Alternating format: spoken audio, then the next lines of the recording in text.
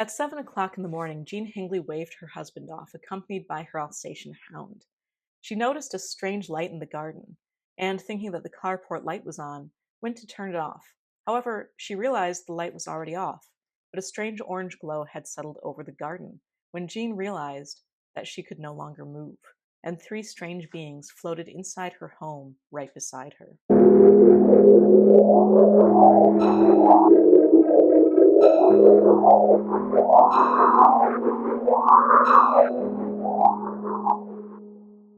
Well, good evening, ladies and gentlemen. I am just another tinfoil hat. Welcome to my show.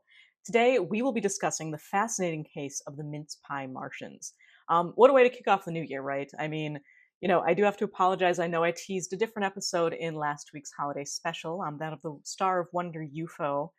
We will get to that probably next week. I just could not resist the timeliness of this case, which occurred January 4th of 1979. And really, I kind of wanted to start the new year off with something extra special and extra weird. And this fits that bill. I mean, this is the most deliciously strange and kitschiest encounter since Simonton's alien pancakes. So speaking of the new year too, I wish everyone tuning in here a very happy new year. And I hope you did not ring it in the same way I did, which was being sick. I missed out on the festivities last night, but I'm feeling a lot better today, and recording this case is a perfect way to start 2025 off right here on Just Another Tinfoil Hat. January 4th, 1979. Mrs. Jean Hingley of Bluestone Walk, Rowley Regis, West Midlands, UK, had just waved her husband Cyril off to work at about 7 o'clock in the morning, with her Alsatian dog by her side, when she suddenly noticed a light on in their small garden. Thinking that Cyril had left the carport light on, she went down to the garden and found that, as a matter of fact, the carport light was off. So she turned around and still saw the whole garden illuminated in an orange glow which faded to white. She continued into the house when she heard a sound which she described as zee, zee, zee. Suddenly, she saw three glowing entities float past her and through the open door. She claimed that these entities each stood a little over 3 feet high, with beautiful rainbow wings. They floated about a foot off the floor, and she described them as looking like slight winged men in silvery green tunics with silver waistcoats with silver buttons, pointed hands, pointed feet, and pointed little caps, all in the same silvery greenish color. She also said that the hat had a lamp on it. In the sketch here, you can see that there's this little bulb-like thing on top of their hats, and over the top of their heads was a thing that Jean described as a transparent fishbowl, which went all the way down to their shoulders. Jean went into detail on the wondrous beauty of their wings, which she said were oval-shaped and seemed to glow in supernaturally gorgeous color and were covered in dots that she compared to braille. Jean, a religious woman, as we will come to see in the following story, compared the wings to Joseph's coat of many colors. In striking contrast to the beautiful wings and kind of the silvery outfits that they were wearing, Jean described the beings' faces as waxy white and almost like a corpse, with inconsequential noses and just straight lines for a mouth, and then these glittery black diamond eyes. As Jean was watching these beings float into her home, she realized, first, that she was frozen in place, unable to speak. She then noticed that her dog also seemed to be affected by whatever this force was. She said that he hobbled over to his drinking bowl, his hair standing on end, and then simply flopped down onto the floor with his eyes open. After a time, she felt as though she was lifted up. She said that it felt like she was floated into the lounge where the beings were. She described it almost as a depersonalization, a feeling that she was someone else, and that she was somehow simultaneously, as she said, in heaven while also being at home. Once she arrived in the lounge, she claimed that she heard the Christmas tree shaking, and that the lighting there was so bright that she had to cover her eyes. When she finally opened her eyes, she saw the three small beings kind of floating around the lounge, touching anything they could get their little pointed hands on. Christmas cards, the clock, the furniture, the radio. And finally, she was able to speak. She asked them what they wanted with her. And when they replied, she said it seemed as though they manipulated the buttons on their clothing. And each one spoke at once, the voice coming sort of from their chest as opposed to their faces, where the lips did not move at all. All they said was, "We will not harm you." Now, the rest of the conversation reads almost like a fairy tale. They told Jean that they came from the sky, and as they started to mess with the Christmas tree again, they shook it so hard that the angel or fairy at the top actually fell off. Jean was still too paralyzed to move, so she couldn't go and pick it up, but instead she told them that the tree was to celebrate the birth of Jesus Christ. to which these little Martians said, "We know all about Jesus." Now, the religious motifs of this conversation are prevalent and almost heavy handed, I would say. The beings look at a newspaper which had an honors list of all the people who had been made lords and said, "There is only one Lord." They claimed to have been to Australia, New Zealand, and America, but people there were not interested. Jean asked if she should tell the people of Earth about them, to which they replied yes.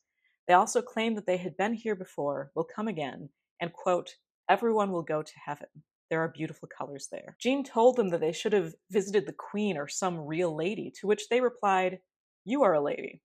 Among all of this religious discussion, they bounced on the couch to the point that Jean said it seemed almost like they were acting like children and told them to be careful.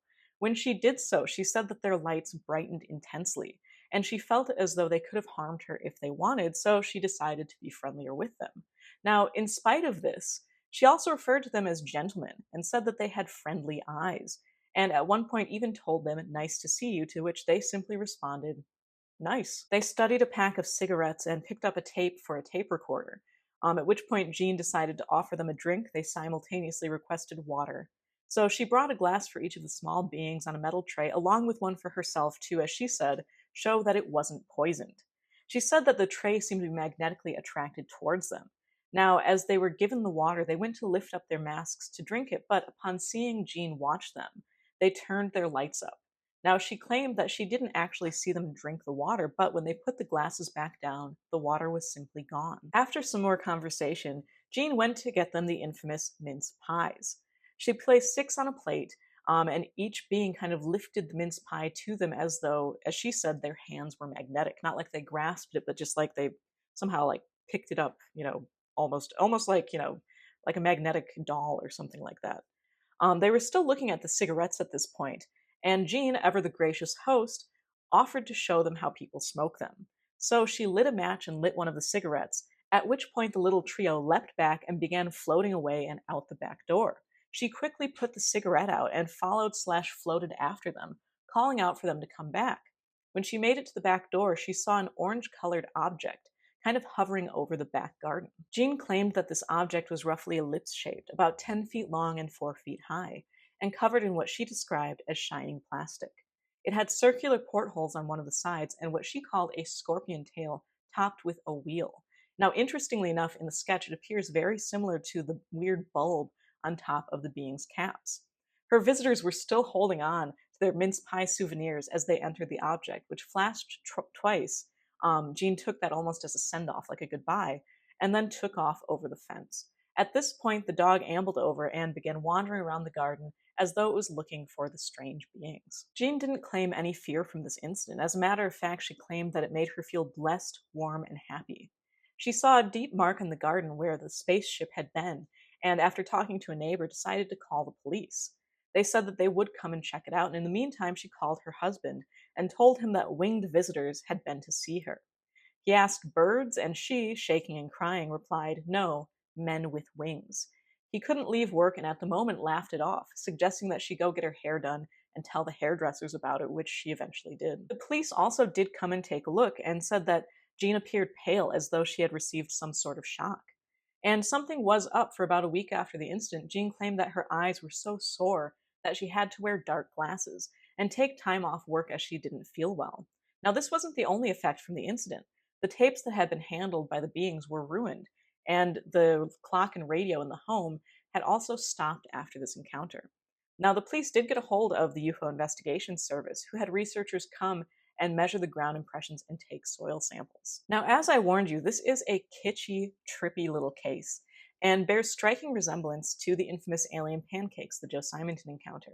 Although in that case, Simonton supplied the strange visitors with water, and they in turn gave him pancakes, the exchange of hospitality in both cases is an archetypal experience as old as mythology. It's easy to see the comparison of such supernatural beings coming into the house, and especially in this case, being welcomed with the offer of food and drink as synonymous with the concept of theoxenia, hospitality towards a stranger who ends up being a god or supernatural being in disguise. I mean, we see this across cultures, of course. The Greek tale of Baucis and Philemon is probably the best known example of this. Now, in addition to this, there is also the strong tradition of leaving gifts of food and drink to the good folk of the British Isles. Now, a very interesting concept here is the one detail that Jean noted, that when the entities went to drink the water that she gave them, they made as though they were going to lift up their helmets, and then they did not. Now, in my opinion, this calls to mind the tradition, almost the veiled nature of deities and other denizens of the otherworld. Again, this is rife throughout folklore, throughout modern paranormal encounters, throughout mythology, that people are not allowed to see their true face. Instead, they always seem to be hiding behind something, even something as seemingly transparent as these fishbowl helmets. Now, it seems to me that this is some sort of symbolic giveaway, that what people are seeing in these situations is not actually what the truth is. What they're experiencing isn't what it appears to be. The fear that the little beings experienced regarding fire reminds me of so many other paranormal encounters where fire, or light in general, spooks off anomalous entities.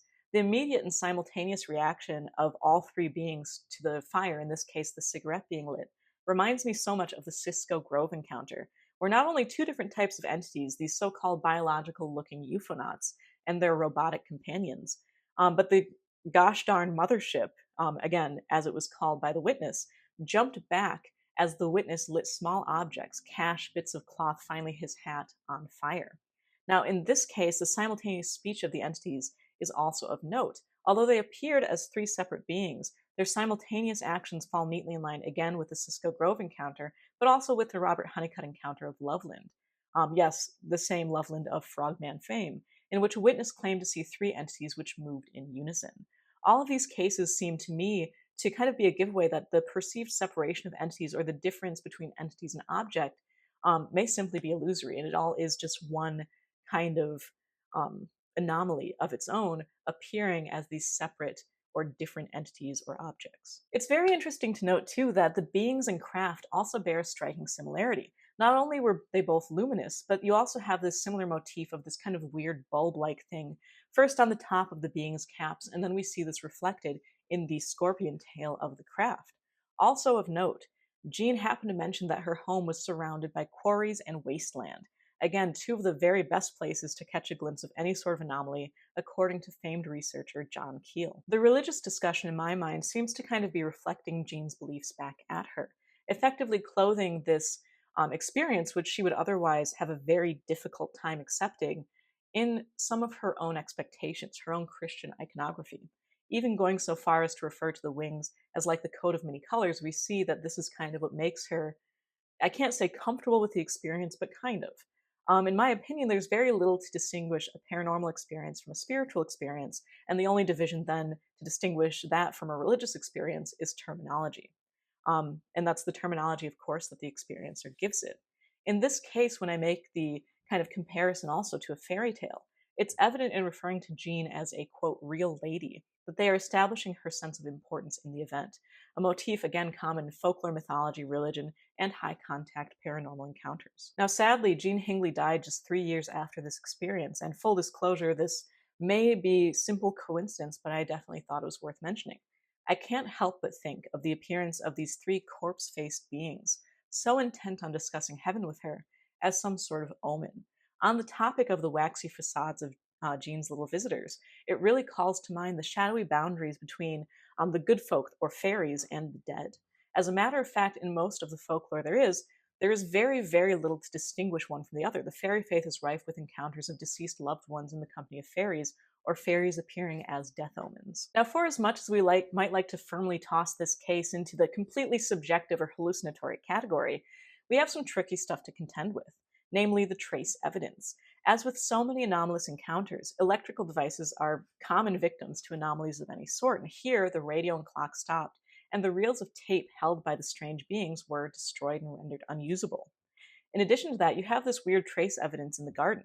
As I've said so many times before, these events seem to exist at their own liminal point between objective occurrence, trace evidence and electrical disturbances, and subjective, almost hallucinatory experience. These tiny floating fairy beings discussing Jesus while playing with a Christmas tree. Now, whatever these strange beings were, by all accounts, Jean Hingley was a really salt-of-the-earth type person, not given to flights of fancy or practical jokes. And that idea that someone just kind of going about their daily life can have it invaded by these strange beings that drink your water, play with your Christmas tree, and then take your mince pies, I mean, truly, it is as wonderful as it is frightening. Well, if you enjoyed this episode on the Minced Pie Martians, please like, and if you're new to this field of crop circles, go ahead and subscribe to see what weirdness the future may have in store. Till then, you can keep up with me on my free blog at patreon.com/JustAnotherTinFoilHat, and be sure to check out Somewhere in the Skies, not only some of the very best in anomalous listening, but also you can catch the audio versions of Just Another Tinfoil Hat on there every other Friday. For today, I am Zelia Edgar, signing off, and Happy New Year.